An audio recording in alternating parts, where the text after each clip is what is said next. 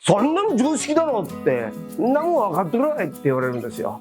常識語でやることは難しいってよく言われるんだけど、じゃあどうやって上司に分かってもらうかって、TOC 嫌いの上司の攻略法についてちょっと議論してみたいと思うんですけども、うちの上司は TOC 嫌いなんです。どうしたらいいんでしょうかってよう言われるんですよ。そういう質問を受けるんです。TOC ってその前にどういうもんかっていうのをちょっとみんなで確認してみたいと思うんですけど、TOC ってそれを並ぶには一番いいのはゴールドラット博士、開発者に学びましょう。ちょっと見ていただきたいと思います。I wrote the goal in 83. Based on the works that I've done since 78, which means basically the goal is the first 5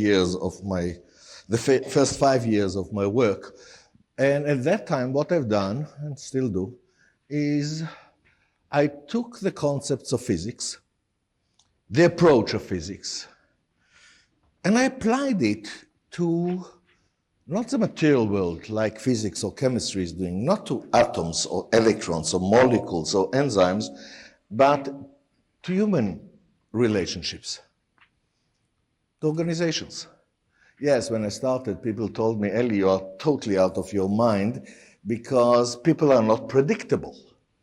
And I've said, really?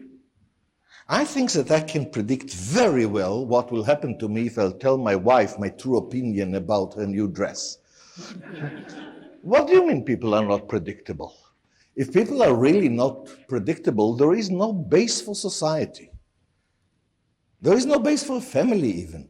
Yes, people are not 100% predictable, but so is the weather. Why won't we take this rigorous cause and effect thinking, this demand for prove what you are saying, and apply it to the social world? The goal is the result of the first 5 years of my work. ね、実は TOC は手法じゃない。自然科学と同じレベルの再現性のある科学的理論として開発されているとゴールドラット博士言ってるんですね。どんな理論なのかっていうのを、ザ・ゴールアニメーションでちゃんと明らかにしてますんで、アニメーションを見ていただきたいと思います。工場の生産工程は一本の鎖だ。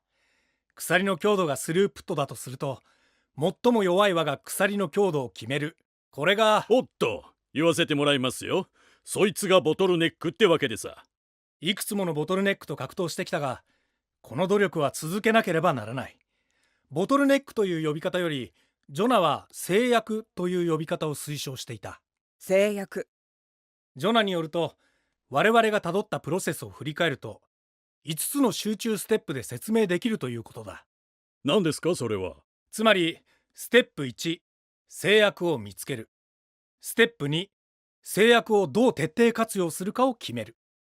ステップ3、他のすべてをステップ2の決定に従わせる。ステップ4、制約の能力を高める。ステップ5、ここまでのステップで制約が解消したらステップ1に戻る。これを繰り返すことでスループットを向上させ続けられる。5つの集中ステップ。鎖のようにつながりとばらつきがあるシステムには必ず制約がある。その制約に集中することが全体最適になる。これが全体最適のマネジメント理論 TOC、すなわち制約理論である。つながりとばらつきのある、そういう前提であれば、あらゆる仕事の流れをですね、全体最適で問題解決する公式であるということだと。だからつながりとばらつきがある仕事の環境であれば、どこでも改善できる。その制約に集中すればいい。で、シンプルさを見出すことが大事だってことですね。TOC のロジックは、システムにつながりとばらつきがありますよと。制約に集中するならば、全体に成果をもたらします。なぜならば、システム全体のパフォーマンスは制約で決まるからだ。まあ、こういうふうに言うと、あ、なるほどっていうふうに思う人と、そんなの常識だろうって、よくクソ上司は言うんですよ。そんなもん分かってくれないって言われるんですよ。でもその常識ってどうなのかね。その常識だって言われることが今やられてないとすると、じゃああんた非常識だって言える？そうでもないですよね。常識語でやることは難しいってよく言われるんだけど、それについて実は科学の定義での常識ってどういうものかっていうのをゴールドラット博士が言ってるのがあるので、ちょっと見ていただきたいと思います。Do you understand what I'm telling you relative to the goal was just the beginning. And as a matter of fact, when I'm looking now back on the goal, what is written there? Yes, Alex Rogoyev done it. By the way, it's not a novel. You all know that the goal is based on real stories. It's real plans that emerged into this book.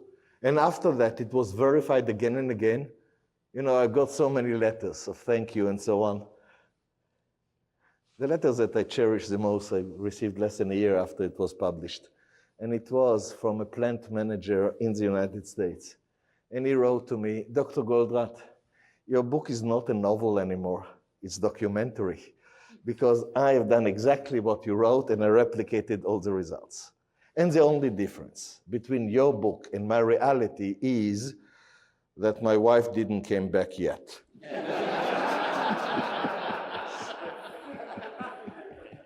In other words, what we're talking about is let's do it systematically so that as we improve, it's not just improving the bottom line. I don't care about that anymore. I'm talking about improving the stability of the company, to increase it and increase it. If the stability is going up, if because of it the motivation is going up, if the collaboration between our people will go up, the financial results are guaranteed. Is it understood? Yes or no? It's the opposite. That's what I want, that you will go on. And for heaven's sake, it's all common sense. What is my problem with you? Outside this science world, somehow we have the admiration of sophistication. The more sophisticated it is, the more respectable it is. And if it's sophisticated to the extent that we don't understand it, then it's gorgeous. Where the hell is it coming from? Are you aware that in the hard sciences it's the opposite? Let me try to explain it. You probably know that the wet dream of every physicist is the Nobel Prize. To get the Nobel Prize, you have to publish one single article, that's enough. But the article must be on the level that when any other physicist reads it, his reaction is, oh shit, that's a Nobel Prize. Fellas, that's the hardest things that exist. To look on realities that look so complex and to find how to understand it so it's so obvious that you will call it common sense, that's a harder thing to do, but that's the only thing that works. Am I right? Yes or no? And that's what you have to learn how to do. And that's what I'm going out of my way. For heaven's sake, enough with this sophistication. Let's learn how to create common sense. 実は、おー、シッって言って、今までなんで気がつかなかったんだろうっていう世の中の科学者を驚かせる常識っていうのがノーベル賞だと。要するに新しい常識、当たり前だけど、なんで気がつかなかったんだろうというのが常識だと。ってことは、最大限の賛辞であると言えるわけです。世の中で最も高いレベルの賞賛が常識だと。常識だろうってのは、なるほど。それを常識を誰でもできるようにすると。そういうのは価値があると思いませんかと。特に上司が、ね、そんなの常識だろって。いや、上司にね、あなたはできてると思うんですよ。でも周りの人できてますと。それが誰でもできるようだったら、それいいねって、そうなっちゃうんですね。広辞苑を調べるとですね、こう書いてあるんですね。個々の事実や認識を統一的に説明することのできる普遍性を持つ体系という知識って言われてるんですけど、実は第6版では変わってるんですね。科学において予測することができると。第5版はなんでダメかっていうと、後付けで説明しても理論って言えるんです。ね。後からこういうことですよねって言って、どうこれ。それ理論として価値がある？今起きてないことをね、予測できてこそ、これ必ず成果出せますと。どうですか？つながりでばらつきでは必ず成果出せますって言えたら、これ価値がない？だから予測することができる。で、科学でなくちゃ理論とは言わないって言ったわけですよ。これね、今の定義を作ったカール・ポパーさんという人がリスキープリディクション。今起きてないことでも反駁の危険性を伴ってリスキープリディクションができなかったら実は科学とは言えない。いうことを言ってるわけですね。さて、どうすればいいかというので、ね、つながりとばらつきがあると、皆さんのところであったら、ね、どっかボトルネックから制約があるはずだと。そこに集中してみんなで助け合うと、絶対成果出るやつだ。で、システム全体のパフォーマンスは制約で決まるからだ。どうこれ。これユニバーサルに使えませんか？いろんなところでつながりばらつきあったら制約で助け合おうって言えばいいってことですよ。ね。理論です。科学において予測とかできる。だから皆さんはこれから結果が出る前に必ず成果出せるよって言える。ね。質問です。さて、理論って好き嫌いの問題ですか？どう？好き嫌いってどう？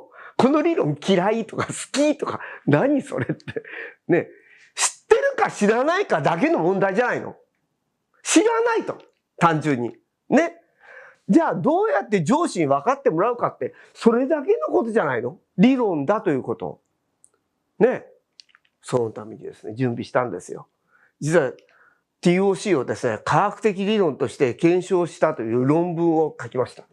これゴールドラット博士が亡くなって、6年経ってからですね、ゴールドラット博士の命日に合わせて書いたものなんですけども、科学的理論を定義する仮説の論理構造とより良い社会の可能性ということで、実は TOC を実は科学的理論であるかっていうのを検証すると同時に、同じようにいろんな社会科学っていうのは今のところ結果からなんかこういうことが言えるねって言って、後付けで理論してること多いんだけども、そういうものを科学的理論と言われるために何が必要かっていうことを提唱している論文なんですね。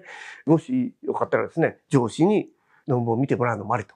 最近ですね、上司が実はですね、YouTube にハマってるっていうのも結構聞きます。そういう場合にはですね、ゴールドチャンネルを見てもらうっていうのもありですので、ぜひ見ていただけると思うんですね。それでも解決しないとはって言ったらですね、ぜひ我々にご相談くださいね。我々はたくさんの過去問を持ってますので、そういうことについてもう相談していただければですね、即皆さんに対していろんなアドバイスとかできると思います。無料ですので、ぜひご活用ください。理論とは科学において個々の事実や認識を統一的に説明し、予測することのできる普遍性を持つ体系的知識である。証明された理論があるのに使わないのは非常識だと。ね。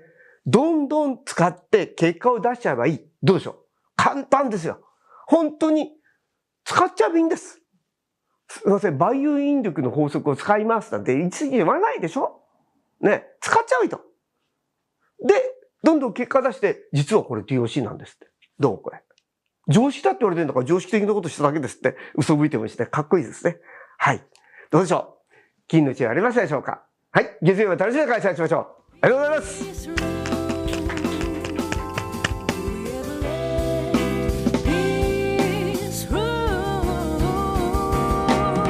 TOC は手法じゃない。